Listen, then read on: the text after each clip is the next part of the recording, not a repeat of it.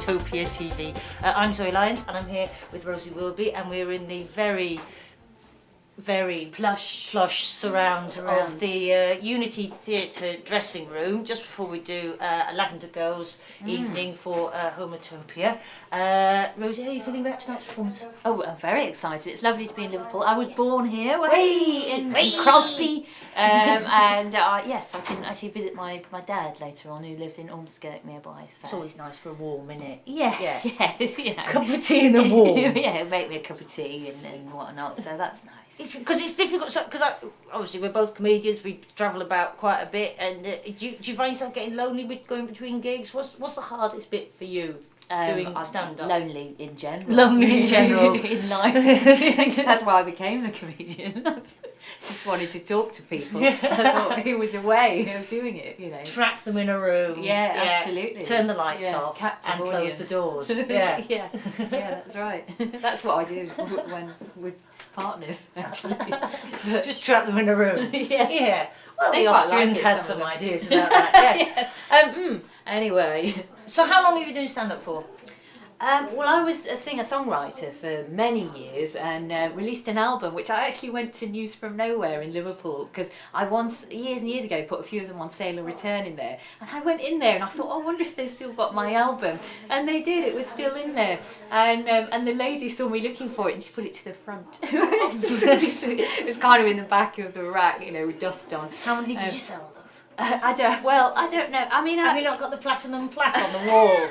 No, it was an independent release, but it got some good reviews. But I was a singer-songwriter anyway, and I used to just chat rubbish between the songs. And one day someone came up to me and said, oh, you know, you could have a go at comedy. I don't know if they were saying we didn't like your songs, love. Yeah, scrap the music, love. So that was sort of in the back of my mind. And then one time, about 4 years ago, I just entered a competition on a whim and sort of went through to the semi-finals and thought, oh, okay, I sort of get the idea of what I could do, and kind of just talking without a guitar. And I was a bit slow to get started because I was still doing a lot of music, but I suppose it's about kind of 2 or 3 years that I've been doing it more regularly and properly, and the music side of it has really kind of stopped happening. It's faded away a little bit. I still keep my hand in. I still do the odd music gig as well. And of course a lot of people ask me if I would ever combine the two, but I haven't. In a Bill Bailey type way? Yeah, well, I mean, Bill Bailey is someone who does it brilliantly, and I would want to find my own sort of way of doing it. I wouldn't want to sort of kind of do sort of pastiche comedy songs where you just change the lyrics and that's sort of all you've done, even though some people do that and it's very, very funny. I think I would want to find my specific way of doing it. And it's actually been great to just get confident just being on a stage, because I'm not actually the most confident person. So I always used to be quite nervous when I was performing as a musician, and I would sort of hide behind my guitar a little bit. Literally hide behind it. Yes, because I'm quite small. Should have played the double bass, love. Yeah, you could have just go like that. 2 feet hanging out the bottom. Yeah, absolutely. So I put myself in the case. But I think just doing comedy and just having to be naked, as it were, on stage, literally sometimes. That's where I'm going wrong. yeah, that always goes down well. Has really kind of made me think, okay, this is what you need to do to really kind of burst onto the stage and grab people's attention. Because I think when I was doing music gigs, a lot of the time I was not really grabbing it by the balls. I think you were going to yes. say. You stopped. Can we say that on Hometopia TV? I think you can say balls quite. Yes, Yeah. Although it's strange to say that at a lesbian comedy night. There won't be a lot of them out there. But Christmas is coming, so who knows? Yeah. And so worst gig so far? Your worst gig experience? Because we've all got them. I feel, in a way, I don't know whether I should publicise it, but once I did a gig at a bar called Paper Moon in Blackfriars, and the people that were there they weren't particularly interested, but I was going on first, and whilst I was on, I emptied the bar, so the rest of the acts couldn't go on the gig empty. She can clear a room. Yeah. But we all have them. But the thing is, it was actually really funny. The comedians really enjoyed it because I just carried on. I was like, I'm on a roll now. I was having quite a good gig. I won't stop till the last person's left. Yeah. I did once get booed off stage. Did you? Fairly early on in my career, and it was quite a big gig, and the guy But he booed me he was quite lacklustre, so I made him do it properly before I left. As you but should, yeah, I made him stand up and do it properly. And it does hurt for a while, doesn't it? Yes. But so on the flip side of that, best gig? Oh gosh, best gig.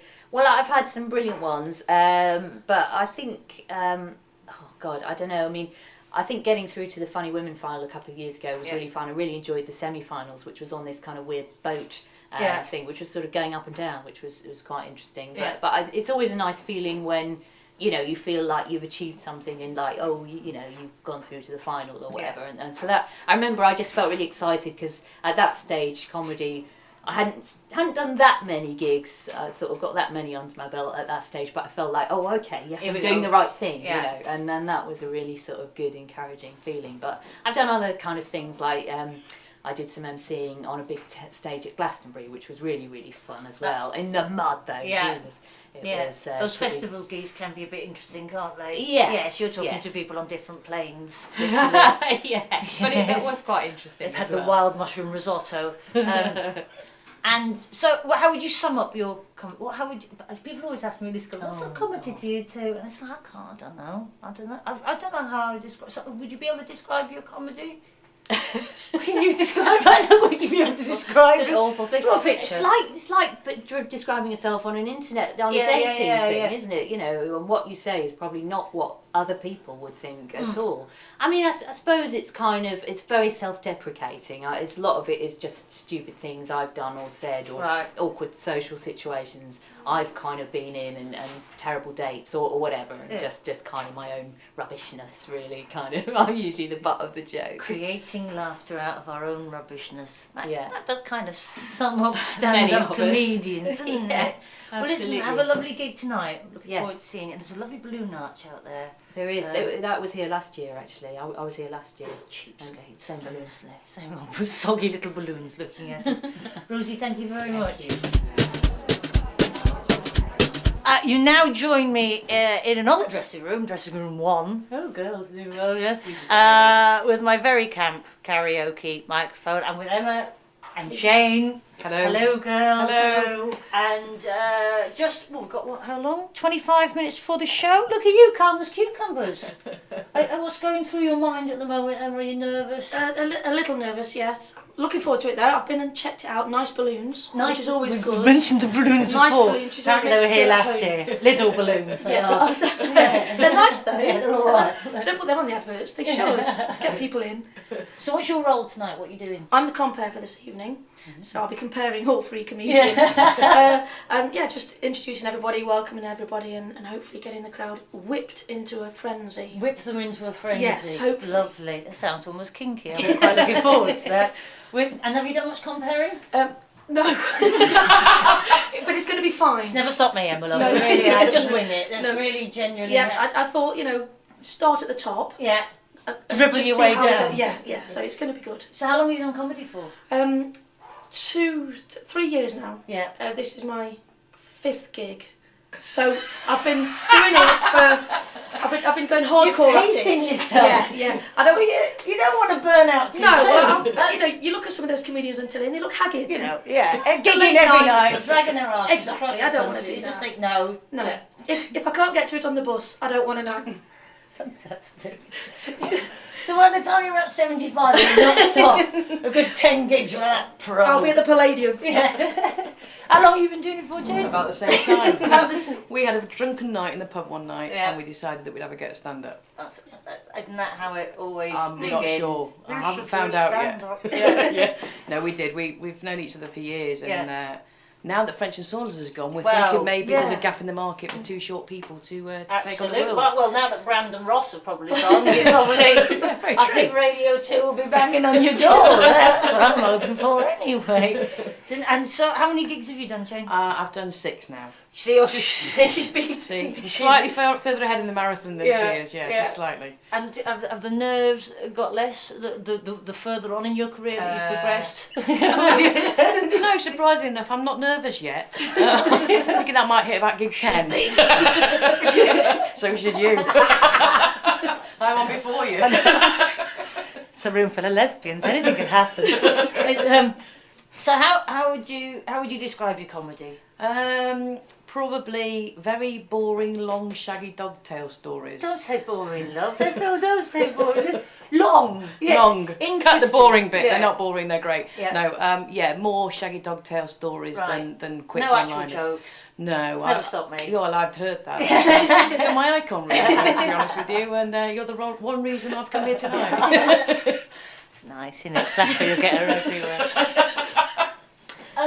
So where do you see your comedy careers in 3 years' time, say? I should have done 10 gigs by then, so I'd love to be able to stop the day job and do it. That would be just brilliant, because I don't really like my day job. What do you do? I'm a teacher. Oh, yes, all Move right, on. enough said. Yeah, What do you teach? Primary school. Right, lovely. Yeah. Crayons. Yes. And couldn't stick. And what about you? Jane, who would you say other than myself, obviously it's taken for granted, who would be your comedy idols? Who would you get influence from? Oh, Morecambe and Wise. Yes, I'm with you. Victoria Wood. Yes, lovely. French and Saunders, I've mentioned them already. Ellen DeGeneres, I love. I think she's brilliant. Yeah. Anybody, observational humour. I like Peter Kay. He's good. But I was brought up on Tom Jones. I wasn't brought up on Tom Jones. It was our diet. With that hairstyle, he could be, to be honest with you. No, on the two Ronnies, Morecambe and Wise, all of those sort of things. Tommy Cooper? Yeah, Tommy absolutely. Cooper. Tommy Cooper? Yeah, definitely. Big fan. Yeah. Huge fan. Can I just grab the camera now and say, actually, last night I met Robin Williams. I'm not joking. I thought you were going to say you met Tommy Cooper. No, that is impressive. I met Tommy Cooper and Bill Hicks in his bar. I met magic's got Robin better. Williams last night, and I was so excited I nearly threw up. He's turned up as a surprise little gig in London, and the company went, Robin Williams is coming, and I went, oh, Just the right attitude. yes, play it cool, play it cool. So yeah, if you could meet one comedy idol, who would it be?